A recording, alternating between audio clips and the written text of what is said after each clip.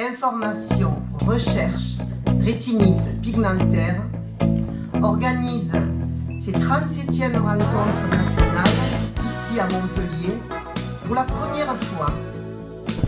6e conférence, Serge Picot, directeur de recherche, Institut de la Vision Paris. Restauration visuelle au niveau de la rétine ou du cerveau. Recherche et actualité clinique. Ce que je voulais faire avant de commencer la présentation que je vais vous faire sur la restauration visuelle par prothèse, c'était un petit peu discuter. Je pense que déjà ce matin, vous avez vu la richesse des présentations, vous avez vu tout l'intérêt et le travail qui a été réalisé derrière. Alors je ne sais pas si vous avez justement conscience de tout ce travail et de tout le travail qui a été réalisé par Ariel et l'équipe qui est derrière. Mais je crois qu'Ariel voulait que je vous dise un petit mot, parce qu'en fait, justement, elle trouve que c'est très très lourd d'organiser des événements comme ça, d'arriver à organiser tous les événements qu'elle fait pour la recherche. Ces événements, pour financer la recherche, pour nous, c'est important. Je cite souvent, en fait, quelque chose qu'Ariel a fait pour moi, pour mon équipe. Il y a quelques années, on venait de Strasbourg, on arrivait à Paris, et le déménagement, en fait, faisait que j'avais plus de financement pour une de mes étudiantes, parce que, oui, le déménagement avait fait que ça durait plus longtemps. Et cette année-là, j'ai téléphoné à Ariel et je lui ai dit « Ah, je suis vraiment embêté, j'ai une étudiante, tout ça. » Elle m'a dit « Mais Serge, si tu veux, je lui fais une bourse. Et comme ça, elle peut continuer son travail, et toi, tu seras plus serein. » Et franchement, de ce moment-là, je me suis dit, quand Ariel me demandera quelque chose, je serai toujours à ses côtés. Et c'est pour ça que je pense que j'ai été à ses côtés. Et si je dis ça, et je suis un peu ému quand je vous dis ça, c'est parce que moi, quand j'ai fini ma thèse, j'étais au chômage, je n'avais pas d'argent du tout. J'étais obligé de me battre contre l'université pour récupérer un peu de chômage. Et je sais, à l'époque, j'avais déjà 4 enfants. Et je sais combien, en fait, c'est difficile quand on est dans cette situation. Et je m'étais promis que jamais je ne ferais ça à un étudiant. Et donc, en fait, ce qu'a fait Ariel, elle m'a permis finalement de tenir mes promesses.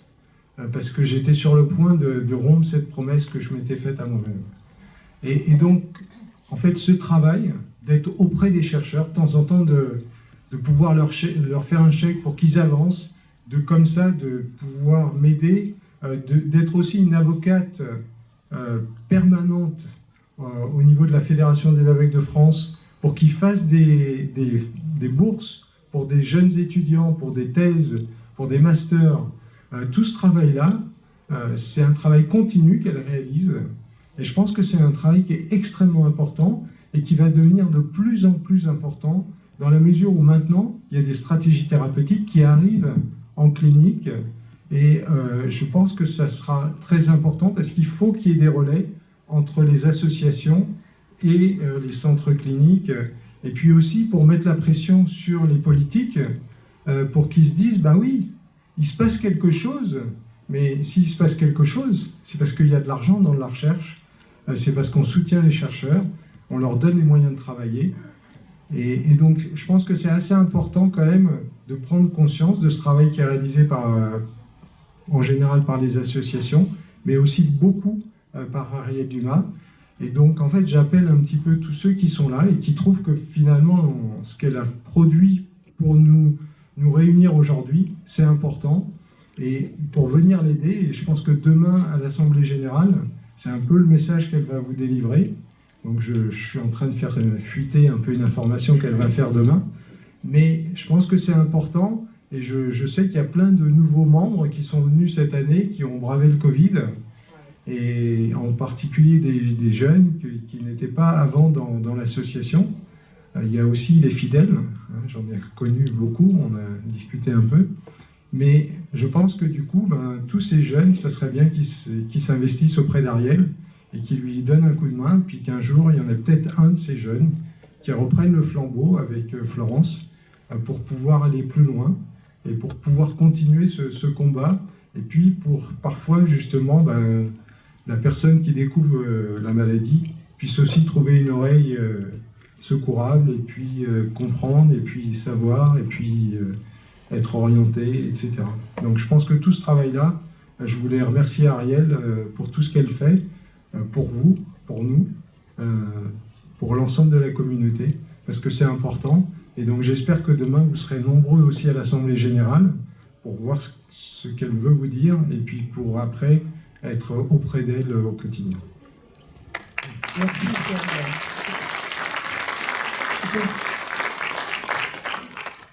Alors Serge, je suis autant émue que toi. Je voulais aussi te remercier, mais sache qu'on s'est lancé des objectifs il y a plus de 35 ans lorsque j'ai créé l'association, parce que j'ai perdu la vue, je dirais, dans la plus grande indifférence.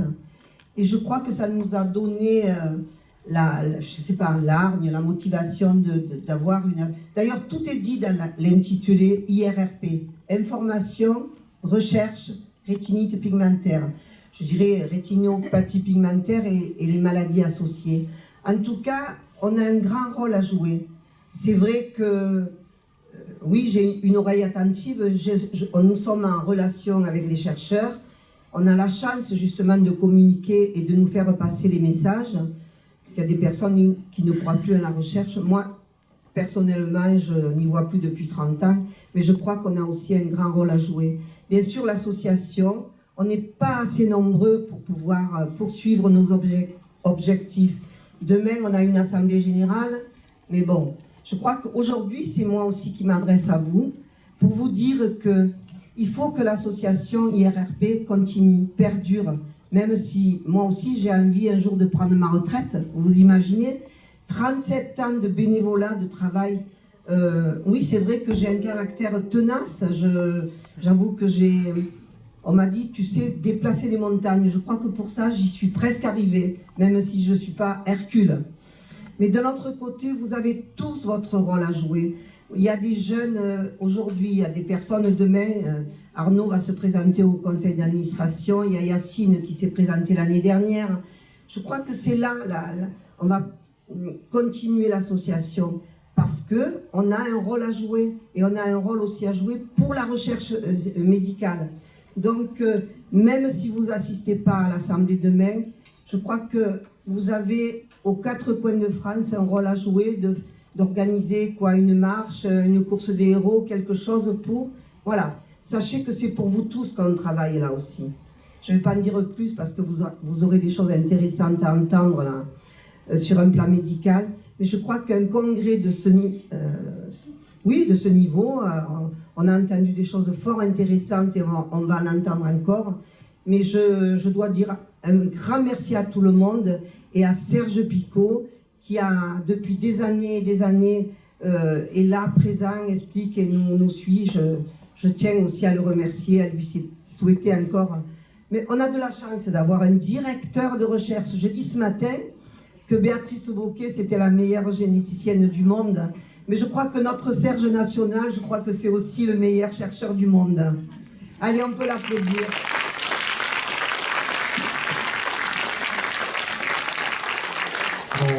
On a beaucoup de travail, donc il faudrait arrêter de parler et parler plutôt des résultats. Donc en fait, bon, l'idée c'est que c'était de rapidement en fait brosser tout ce qui est restauration visuelle. Donc tout à l'heure on entendra parler avec Magali de la thérapie optogénétique dont on a beaucoup vu d'articles dans les journaux et même dans les télés. L'idée c'est que lorsque les patients perdent les photorécepteurs, donc il n'y a plus de photorécepteurs, donc il n'y a plus de cellules qui sont capables de transformer en fait la lumière en une activité électrique qui après peut être analysée par la rétine avant d'être transférée au cerveau. Et donc, lorsqu'il n'y a plus ces photorécepteurs, il reste encore beaucoup de cellules, beaucoup de neurones dans la rétine. Et donc, tout le concept de la restauration visuelle, c'est de se dire, mais comment je vais réintroduire de l'information visuelle dans cette rétine dans ces cellules, dans ces neurones résiduels. Alors, la première chose qui a été faite et qui semblait assez évidente, c'était finalement de mettre une plaque d'électrode, soit à la place d'origine des photorécepteurs, donc en sous-rétinien, subrétinal, là c'est marqué en anglais, excusez-moi, soit en épirétinien, c'est-à-dire dans le vitré, à la surface de la rétine. Et les premiers implants, en fait, ils ont été sous-rétiniens, ils ont été épirétiniens, pardon, et quoique il y en a eu des sous-rétiniens. Ils ont été épirétiniens, et surtout celui qui a beaucoup marqué les esprits, c'était l'implant Argus 2. Hein, tout le monde en a entendu parler. Il y a eu 350 patients implantés de par le monde. Et en fait, ces implants, les patients portaient des paires de lunettes qui permettaient d'obtenir des images. Puis après ces images, il y avait un petit ordinateur dans la poche du patient qui transformait ces images en une activité, enfin en code pour générer une activité électrique. Et puis en fait, ces codes, ils étaient transformés d'un espèce de petit émetteur qui était sur la paire de lunettes vers en fait un boîtier qui est attaché avec comme une ceinture autour de l'œil. Et dans ce boîtier, en fait, il y a une puce électronique qui va vraiment générer des courants.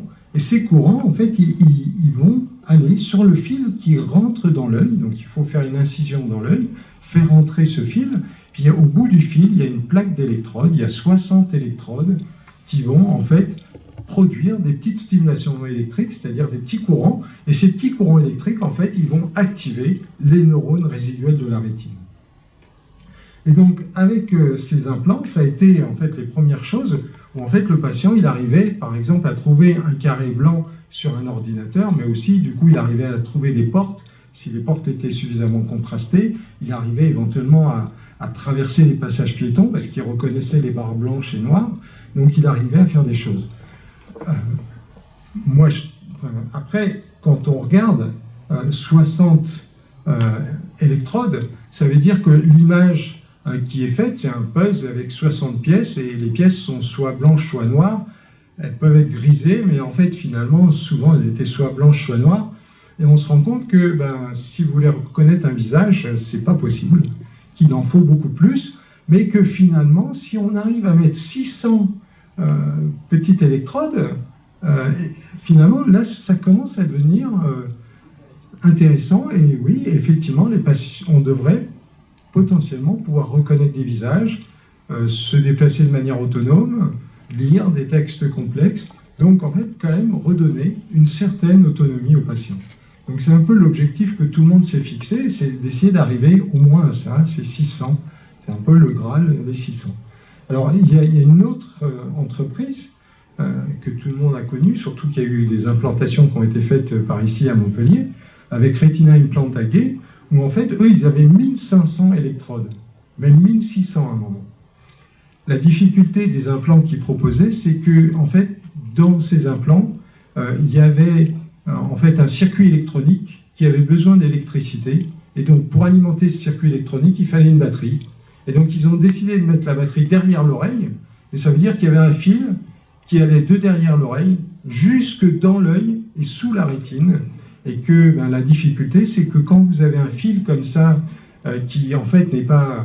Le problème, c'était que quand l'œil tournait, eh bien, finalement, parfois, ça crée une tension sur l'implant dans l'œil, et il pouvait parfois bouger. Et en fait, les résultats sur ces patients permettaient à certains, comme avec les implants Second Sight d'ailleurs, de lire quelques mots, mais très simples, mais finalement, on n'arrivait pas aux objectifs qu'on s'était fixés. Et nous, à l'Institut, on s'est posé la question, mais qu'est-ce qui fait qu'on n'arrive pas à donner une image qui puisse permettre aux patients de voir? Et donc, la conclusion qu'on a eue, et c'est un peu en travaillant avec un collègue qui s'appelle Blaise Hiver, qui lui était un électronicien, qui a modélisé ce qui se passe dans une prothèse. Alors, une prothèse, il y a des électrodes, je vous ai dit, sur une plaque qu'on colle sur la rétine. Mais c'est du courant. Donc, quand il y a du courant qui passe, vous savez tous qu'il y a deux fils. Il y en a un où le courant rentre et un où le courant sort. Et finalement, là, dans les prothèses, c'est pareil. Et donc, il y a les électrodes qui sont sur la plaque, mais en fait, le courant, il doit revenir quelque part. Et en fait, il y a ce qu'on appelle une masse qui est distante. Et en fait, donc, le courant, il doit retourner à cette masse. Et ce qui a été montré, c'est que finalement, ça fait que l'amplitude des courants au niveau de l'électrode et puis partout ailleurs n'est pas tellement différent, il n'y a pas une grosse différence. Et en fait, ce qu'a fait mon collègue Blaise Hiver, c'est de dire que si on fait d'autres schémas, et où au lieu de mettre cette électrode très loin, de cette masse très loin, au lieu de faire ça, si on faisait une espèce de masse qui s'étend, qui fait comme une grille, et dans les trous de la grille, on met des électrodes, et bien à ce moment-là, ça veut dire que le courant qui va venir au niveau d'une électrode, il ne va pas diffuser jusqu'au niveau où il y a l'autre électrode. Et on va pouvoir faire en fait des différences entre le point de stimulation où il y a l'électrode et puis les zones voisines, une amplitude de courant qui va être très différente. Et surtout si l'électrode est très conductrice. Et donc c'est ce qui a un peu conduit tout notre travail à l'Institut de la Vision. Et finalement, on était prêt le jour où Daniel Palanker, un chercheur qui est à l'université de Stanford, il a présenté en fait une prothèse où justement il y a des électrodes de stimulation que j'ai représentées en bleu. Autour, il y a des photodiodes qui vont permettre de transformer la lumière en une activité électrique. Et puis, autour des photodiodes, il y a justement cette fameuse grille de masse, c'est-à-dire le retour du courant qui peut se faire, mais en local. Et donc ça semblait être vraiment l'idéal. Alors le fait qu'il y ait des photodiodes directement sur cette puce, ça permet non seulement d'activer l'électrode qu'on veut, puisqu'on va, l'image, si le spot de lumière il tombe sur les photodiodes là, à cet endroit-là, ça va activer l'électrode qui est au centre de l'unité. Et du coup, en fait, on va non seulement pouvoir activer cette unité, mais aussi lui donner suffisamment d'énergie pour pouvoir activer les neurones. Et c'est ce qu'a montré au tout début Daniel sur des souris, sur des rats en fait, sur des rétines de rats, soit isolées, soit vivantes. Et donc, en fait, quand on a vu ces résultats, il y avait déjà Pixium Vision qui était créé, et donc moi j'avais fait venir Daniel à Paris, et donc on l'a convaincu de faire produire en fait ces prothèses rétiniennes en France, et que ce soit l'entreprise Pixium Vision française qui teste ces implants chez l'homme. Mais alors avant de faire ça, il fallait quand même montrer, parce que en fait entre la prothèse qui était produite par Daniel Palanker dans sa salle blanche d'université et celle qui pourrait être produite pour des essais cliniques, il y avait quand même un gap, un trou important qu'il fallait combler. Et donc la chose qu'on a dû faire à l'Institut de la Vision, c'était démontrer que les implants qui sont produits par la clinique, ils marchent. Et c'était pas si évident que ça. Et puis surtout, nous, ce qui nous intéresse, c'est qu'ils marchent pour des patients. Or, les patients, c'est pas des souris. Et il faut savoir que les souris et les rats, ils ont des toutes petites cellules. Alors que nous, dans notre rétine, on a des cellules qui sont assez grosses, puis elles n'ont pas exactement les mêmes caractéristiques que les cellules de rat. Donc ce qu'on a fait, c'était démontrer qu'un primate, il peut voir avec ces fameuses petites prothèses. Donc en fait, vous voyez que la prothèse, c'est juste un tout petit palais de silicium. Le silicium, c'est les puces électroniques. C'est un petit palais de silicium où chaque unité fait 100 microns. Tout à l'heure, je montrais chacune de ces unités qui sont englobées par la grille de masse. Chacune de ces unités fait 100 microns. Et donc, l'idée, c'est que là, ce qu'on a pu montrer, c'est que si on stimule sur un primate ces prothèses, eh bien, il peut voir grâce à la prothèse. Et on le sait parce qu'en fait, la prothèse, quand on la met sous la rétine, eh bien, là où il y a la prothèse, le primate, il devient aveugle, tout simplement parce qu'on isole la rétine du tissu qui est dessous, en particulier de son épithélium pigmentaire. Donc, les photorécepteurs, ils n'ont plus leur épithélium pigmentaire, donc, en fait, ils dégénèrent. Et donc, en fait, finalement, c'est un modèle presque de cécité, Donc on pouvait vraiment dire que le primate y revoit grâce à notre prothèse. Et donc c'est ce qui a permis de passer ensuite aux essais cliniques. Et dans les essais cliniques, eh bien, ça a été très positif, puisque les patients, eh bien, ils se sont mis à lire des lettres, ils peuvent même lire des mots, ils peuvent reconnaître en fait des objets, et puis on a même été capable de mesurer leur acuité visuelle. Et ce que vous voyez, c'est que l'acuité visuelle des patients, alors elle est comprise entre 20-460 et 20-565, c'est-à-dire un peu moins bon que 1/20. 1/20, c'est le seuil de cécité légale, c'est-à-dire qu'on est presque au niveau de ce seuil où on pourrait presque dire que le patient y revoit, entre guillemets, on est bien d'accord. Donc, ça montre quand même le potentiel de ces prothèses. Mais alors, ces prothèses, malheureusement, elles ne sont pas proposées pour l'instant aux patients atteints de rétinopathie pigmentaire. Elles sont proposées à des patients qui ont une dégénérescence maculaire liée à l'âge.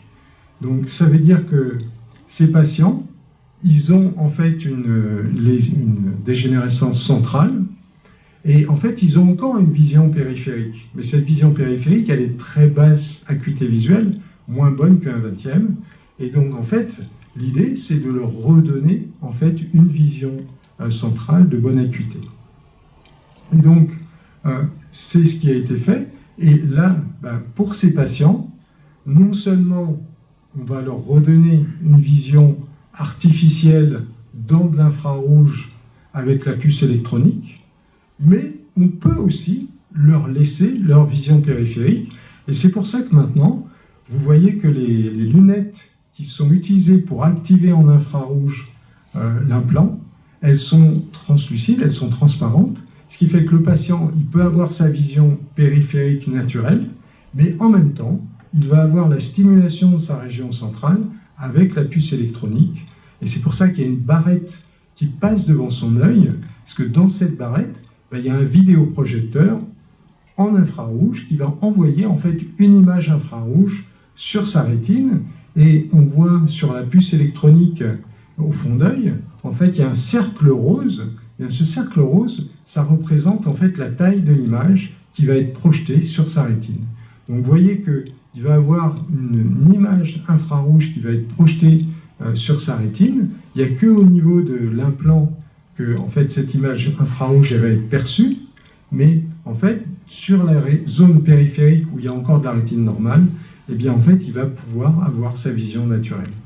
Et ce qui est fabuleux, c'est qu'en fait, les tests ont montré que le patient, eh bien, si vous stimulez sa région périphérique avec une barre, et que vous stimulez sa région centrale avec une autre barre, mais cette fois en vision infrarouge, eh bien, il va être capable de fusionner les deux, c'est-à-dire éventuellement de voir une barre linéaire si en fait les deux barres sont alignées, ou éventuellement une forme de croix, un peu, si en fait on les met perpendiculaires. Donc en fait, il va être capable de fusionner à la fois sa vision naturelle et sa vision artificielle. Donc en fait, ce qui est dommage, effectivement, c'est que pour l'instant, ce n'est pas proposé aux patients atteints de rétinopathie pigmentaire, parce qu'il n'y a pas de raison pour ne pas le proposer aux patients atteints de rétinopathie pigmentaire. L'idée là, je pense, pour Pyxium, c'est de finaliser les essais cliniques. Donc là, il y a des essais cliniques de phase 3 avec des grandes populations pour montrer l'efficacité, et qu'après, il pourra y avoir une extension aux patients atteints de rétinopathie pigmentaire. Mais bon, je pense que là, ce que vous voyez, c'est que chaque unité fait 100 microns. 100 microns, il faut savoir qu'au niveau de la rétine centrale, les photorécepteurs, ils font 1 à 2 microns. Donc vous voyez que pourquoi, en fait, on n'est pas avec une super acuité. Et c'est pour ça aussi qu'en parallèle, à l'Institut de la Vision, on a continué les travaux sur ce qu'on appelle la thérapie optogénétique, et je vais du coup donner la parole à Magali, puisque c'est elle qui va vous présenter ça, où là, l'idée, ça a été d'essayer de voir est-ce qu'on ne pourrait pas, en fait, avoir une approche où on va pouvoir stimuler des cellules, mais des cellules donc ganglionnaires, et qui font entre 10 et à peu près 10 microns de diamètre, c'est-à-dire qu'on gagnerait un facteur 10 entre les implants et cette approche de thérapie optogénétique qui ferait qu'on aurait une bien meilleure résolution. Et quand avec Denise, en fait, on a fait les tests sur des primates, parce que vous imaginez bien, hein, on exprime une protéine d'algue qui est en fait une opsine d'algue dans des photorécepteurs de primates. Et on avait une très grosse angoisse, c'est d'abord que la cellule qui va être en fait déguisée comme une algue, elle soit reconnue comme une cellule étrangère et que du coup elle soit sacrifiée. Donc c'était une de nos grosses angoisses. Et puis savoir aussi si est-ce que en fait ce gène il pourrait s'exprimer, et en particulier dans du primate où il y a en fait une zone maculaire si importante, c'était là qu'on voulait que la protéine s'exprime. Donc en fait c'est pour ça qu'avec Denise on a fait tous ces travaux et qu'on était très contents. On a aidé du coup GeneSight à choisir la protéine, à choisir le vecteur. Donc ça a été une grande aventure et je crois que le mieux c'est que je donne la parole à Magali, qu'elle puisse vraiment présenter la réalité qui sont maintenant les essais cliniques et qu'elle nous dise un petit peu justement où en fait GeneSight va aller.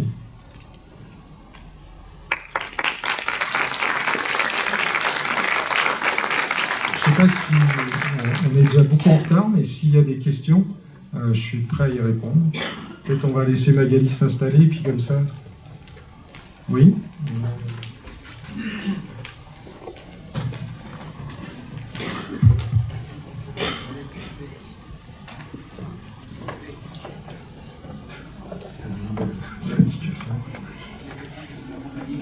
Merci pour l'exposé. Peut-être s'il y a le temps, deux questions. La première, sur le verrou du chargement électrique par le câble. Est-ce que c'est envisageable une solution par induction électromagnétique en ajoutant une capacité pour collecter les charges et enfin faire un peu batterie au niveau de l'implant? Ouais, c'est ce qui était fait en fait dans les implants Second Sight, mais ça veut dire qu'il faut quand même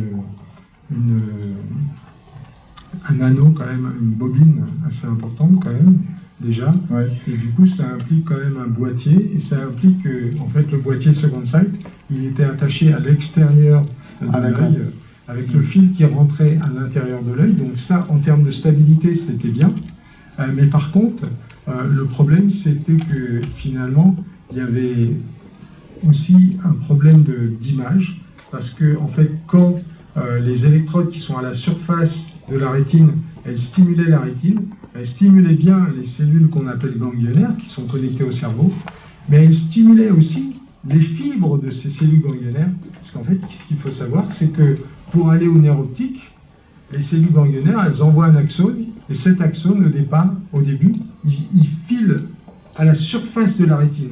Donc ouais. Quand vous mettez des électrodes, vous allez stimuler aussi ces fibres passantes. Oui. Et du coup, en fait, le patient, au lieu de voir un point qui s'allumait, souvent, il voyait comme une queue de comète. Oui. Et donc, en fait, ça perturbait beaucoup l'image. Et puis aussi, la difficulté, c'est que dans la mesure où vous êtes quand même loin des cellules, il vous faut des grosses électrodes. Donc, vous ne pouvez pas mettre beaucoup d'électrodes. Donc, en fait, vous ne pouvez pas tellement aller plus loin que les 60 électrodes. Et de toute manière, il fallait un autre mode.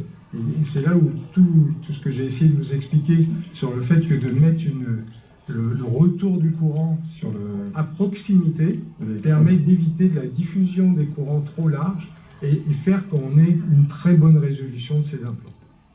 Justement, ça enchaîne sur ma deuxième question, s'il y a le temps. Quels sont, du coup, vous avez levé le verrou de cette électrode de la masse qui est proche de l'électrode, et quels sont les autres verrous technologiques? Alors après, on peut essayer d'augmenter, de diminuer la taille de ces unités. Parce que là, actuellement, elles font 100 microns. Si on veut améliorer encore plus l'acuité visuelle des patients, il faudrait pouvoir réduire la taille individuelle de chaque unité. Mais si vous réduisez trop, déjà, vous n'allez plus avoir de place pour mettre vos photodiapes. Et puis en plus, après, votre électrode de stimulation, elle va être près du retour de courant. Et du coup, vous allez créer un court-circuit. Il n'y aura plus du tout de courant qui va pénétrer dans la rétine. D'accord. Donc après, il y a d'autres idées, éventuellement faire des choses un peu très dimensionnelles. Tant pis, il faut qu'on avance. Et donc, c'est possible éventuellement de voir, et je pense que Pixium essaye de voir justement comment essayer d'améliorer encore pour essayer d'aller plus loin en termes d'acuité visuelle. D'accord, merci.